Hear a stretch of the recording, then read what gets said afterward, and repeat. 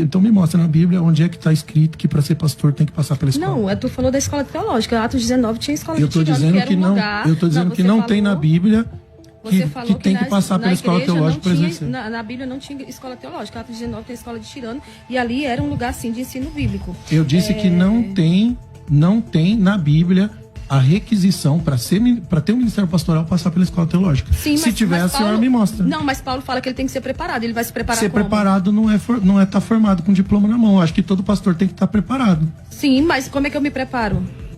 Como é que qualquer todo pessoa... pastor tem que conhecer, tem que estudar, tem que buscar. Como é que seu filho se prepara, né? Indo para a escola estudar?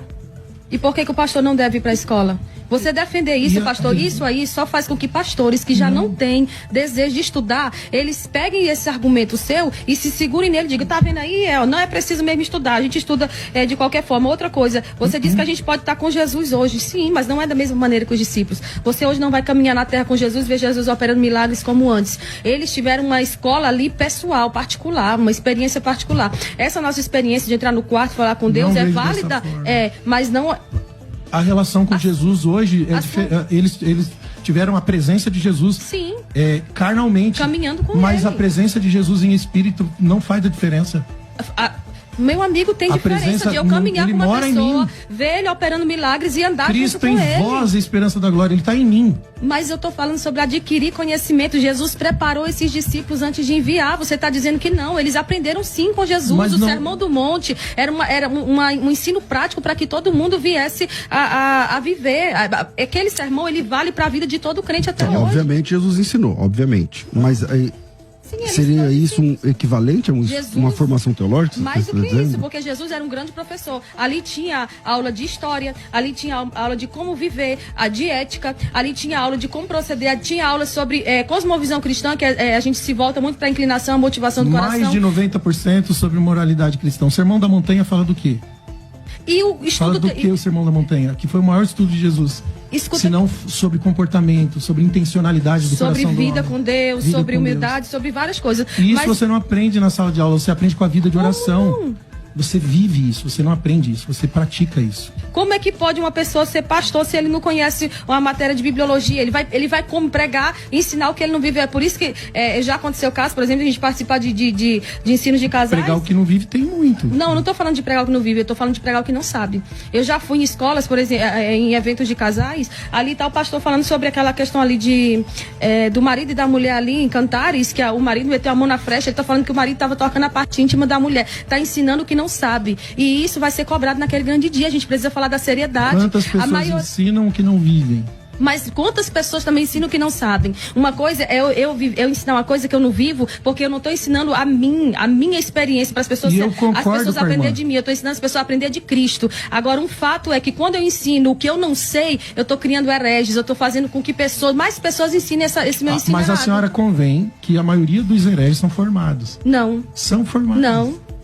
Pelo amor de Deus, irmã, é só você olhar para a história das maiores igrejas, os megas templos, hoje são formados. São estudiosos. Igrejas sérias, na verdade, são diplomáticos. Eu vejo que igrejas sérias, elas fazem com que os pastores estudem. Por exemplo, eu não sou calvinista, mas a igreja presbiteriana... Sobre a gente discutir as pessoas estudarem, eu concordo. A gente tem que realmente incentivar todos a estudarem, buscarem conhecimento. Deixa eu só encerrar meu argumento. A presbiteriana, para que alguém seja pastor lá, tem que estudar 5 anos de estudo de seminário teológico interno. Isso, e você olha que essas igrejas reformadas, essas igrejas tradicionais, essas igrejas históricas, são as que menos acontecem escândalos. Porque, infelizmente, em algumas Assembleias de Deus, o pessoal fica falando que eu falo rápido, que eu falo muito a favor da Assembleia, mas a Assembleia de Deus... Tem muita gente que só porque fala bem, já colocam para ser pastor e tá errado. Não tem preparo, sim. Veio lá do mundão, não se preparou. Uma coisa é você passar por uma desintoxicação. Isso aí você vai passar onde? E cá para nós, onde estão os maiores escândalos, estão no meio dos pregadores pentecostais da Assembleia de Deus. E neopentecostais também, não tira. Porque tem muitos pastores aí que abrem suas próprias igrejas, que eles fazem, criam sua própria teologia. Ao receber de Deus uma nova revelação. Lá em Balneário tem um monte. Um exemplo é o púlpito dos Gideões. A maioria, muitos pregadores, eu nunca vi tanto escândalo vindo de lá. Tu viu algum esse ano pregando heresia? Me diz aí uma heresia que foi pregada lá esse ano. Não, eu não vejo. Mudou-se o pastor, certo? Pois então você não pode julgar o que você não vê. Mudou-se o pastor dos Gideões. E gente formada em teologia teologia, formada em teologia. Mudou-se o pastor dos Gideões e agora os pregadores que estão indo lá são pregadores de história, são pregadores que não estão envolvidos em escândalos. Pelo menos 90% deles. Agora chega um... Mas a irmã concorda comigo que o cara as pessoas formadas em teologia vai beber uísque e depois vai se prostituir com cantoras formadas em teologia. Por que a teologia desse cara, a formação teológica dele não garantiu a moralidade dele? Primeiro, onde foi que ele se formou? Porque quando você se forma numa escola séria, primeiramente você é transformado. É por isso que eu falo... Se não for no coração de Deus, se não for na vida de oração, é isso que eu tô falando. Mas peraí, você está alinhando aqui a formação acadêmica. Vamos pegar uma escola séria. Significa que o caráter está garantido? Porque a escola é séria, o caráter é garantido? Você está dizendo isso? Na escola, o caráter é revelado. Na escola... Não foi essa a pergunta. A pergunta é assim, eu me formei numa escola séria. Significa que o meu caráter é inabalável? Não, inabalável ninguém é. Então, é garantido. Mas eu tenho menos inclinação a cometer erros que eu cometeria muito facilmente se eu não tivesse... Dependendo da formação da pessoa, ela tem menos possibilidade de cair. Porque, olha, por exemplo, vamos lá. Eu sei que um monte de gente vai me criticar mais ainda, mas eu vou pegar um exemplo aqui. Eu vi no Instagram um post patrocinado de uma mulher que diz pastora. Aí o que ela colocou embaixo? Quando alguém diz que pastora não existe. Aí eu peguei e fui acompanhar. Sabe como foi que ela reagiu? Ela foi assim, porque não tinha argumento, porque não estudou, é uma autoproclamada, ela mesmo se ungiu, entendeu? Tá. Então assim, quando eu estudo, primeiro, e gera assim em mim temor, humildade, seriedade com relação às escrituras, que eu não vejo, por exemplo, muita gente que não estudou tendo profundidade nisso.